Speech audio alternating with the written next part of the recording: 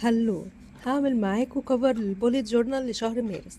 بما ان كل حاجة حوالينا رجعت تاني لونها اخضر، فانا هرسم فرع اخضر وهكتب جنبه اسم الشهر وبس كده. قلتلكم في الفيديو اللي فات اني مش من مشجعين الرسم مع التخطيط، والحقيقة ده فخ كبير جدا ممكن اي حد يقع فيه، واولكم انا وقعت فيه. كنت بتفرج على قنوات اللي بتشرح الديلي بوليت جورنال وازاي هما بيرسموا كل قطعة وخطوة، فقلت لنفسي يا سلام، ده انت جيت في ملعبي، دي اسهل حاجة انا ممكن اعملها. بس اللي حصل ان كنت بهتم بالرسم عن التخطيط، واني بخطط بس مش بالنتيجة المطلوبة، وان ممكن اقعد وقت كبير جدا على الرسم للتخطيط وفي الاخر محبش اكتب فيه حتى، لانه كان بيعجبني ومستحرمة ابوظه بالكتابة. فقلت لا، ما ينفعش، لنا هنا وقفة.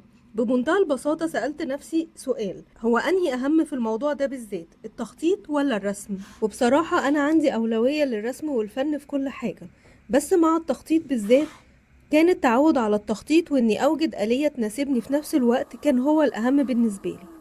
لأن بمنتهى البساطة التخطيط هو الطريق اللي هيخليني أوصل للي أنا عاوزاه، إن كان بقى في حياتي أو في هواياتي أو في الكارير بتاعي.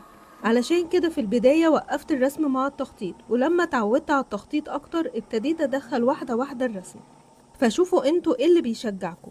لو الرسم هيشجعكم على التخطيط ومش هيعطلكم كملوا، لكن لو هيعطلكم لازم تقفوا وقفة وتتكلموا مع نفسكم بصراحة، انهي اهم عندكم، التخطيط ولا الرسم؟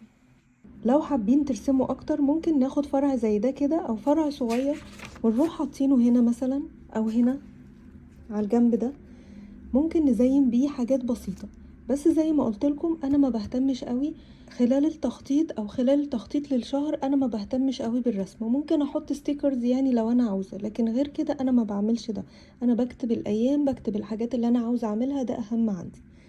واشوفكم على خير في الفيديو الجاي. باي.